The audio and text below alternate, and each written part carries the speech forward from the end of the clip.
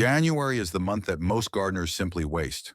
While your neighbors are busy scrolling through seed catalogs and waiting for spring to arrive, you could be starting 18 crops that will feed your family months before anyone else's garden even breaks ground.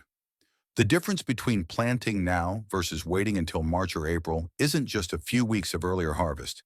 It's the difference between abundance and scarcity, between food security and dependence on grocery stores that charge $3 for a single tomato.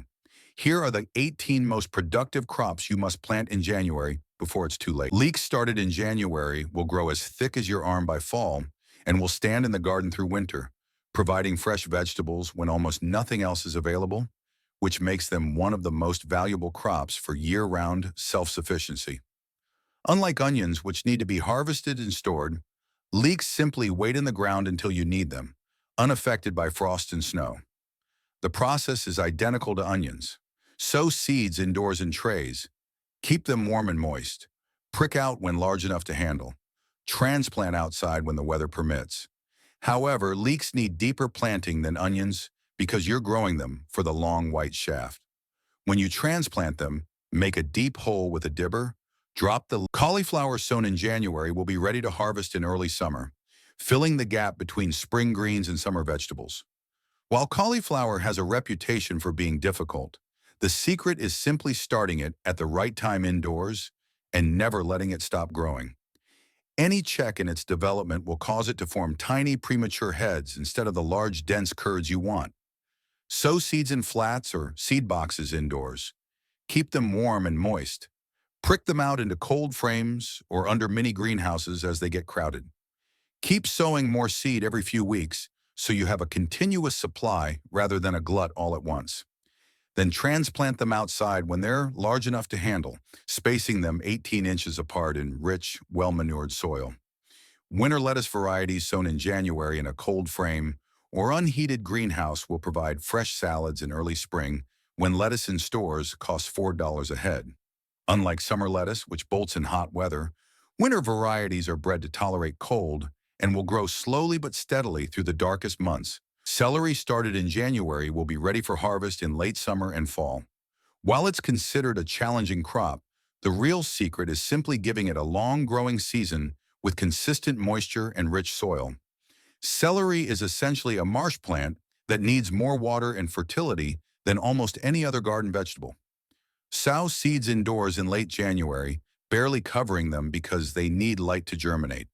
Keep them at around 70 degrees and be patient because celery is notoriously slow to germinate, taking up to 3 weeks. Then prick out the seedlings into individual pots when they're large enough to handle. Harden them off gradually and transplant them outside in late spring into trenches filled with compost and manure. Eggplant has the same requirements as peppers, but is even more heat-loving and slow-growing, which means starting it in January gives you the best chance of getting a good harvest before fall frosts arrive. While eggplant isn't as productive as tomatoes or peppers, a few plants will provide enough fruit for ratatouille, baba ganoush, and grilled vegetables throughout the summer. The process is identical to peppers. Sow in pots. Keep very warm. Provide maximum light.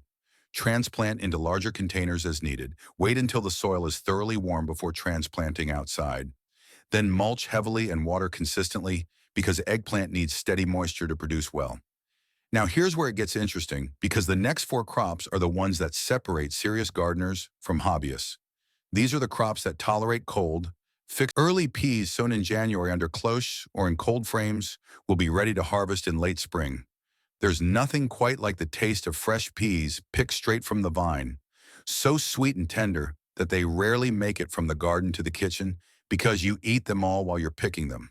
Sow seeds 2 inches deep and 2 inches apart in double rows, or use the deep bed method and scatter them 6 inches apart across the bed.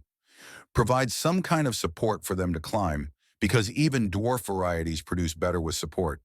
Protect them from mice who love to dig up and eat the seeds by soaking the seeds in kerosene before planting, which doesn't harm the plants, but mice hate the smell. Spinach is incredible. Transplants started in January can go outside in early spring and will provide continuous harvests from late spring through the following winter. Kale is virtually indestructible, tolerating heat, cold, poor soil, and neglect better than almost any other vegetable. and it's one of the most nutrient-dense foods on the planet, packed with vitamins A, C, and K, plus calcium and antioxidants. Start seeds indoors in pots or trays. Transplant outside when they're 4 to 6 inches tall. Space them 18 inches apart and harvest by cutting the outer leaves while letting the growing tip continue to grow. Or cut the entire plant an inch above the ground and it will often resprout for a second harvest. These 6 crops, from peppers to kale, represent the backbone of a productive garden because they cover the entire growing season from early spring through late fall. Starting them in January means you're not just gardening. You're building a... Shallots are planted the same way as garlic, but produce clusters of small onion-like bulbs that have a milder, sweeter flavor, perfect for cooking.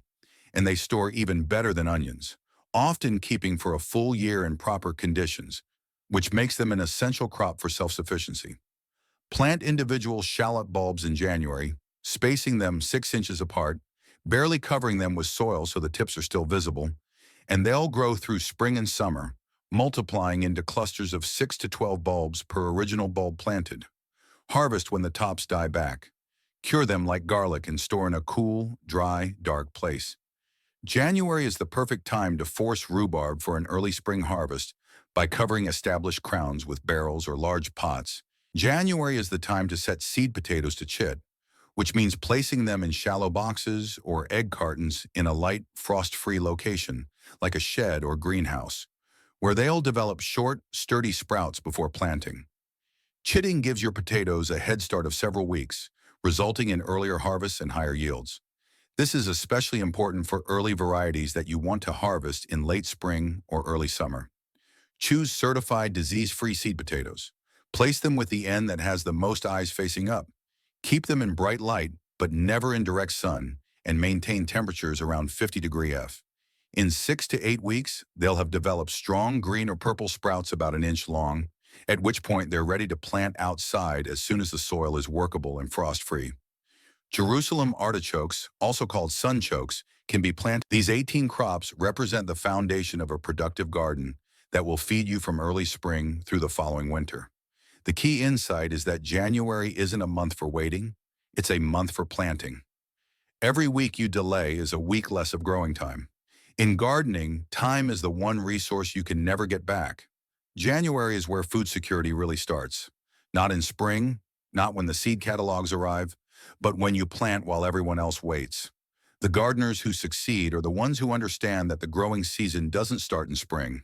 It starts in January when you're sowing seeds indoors while snow is still on the ground.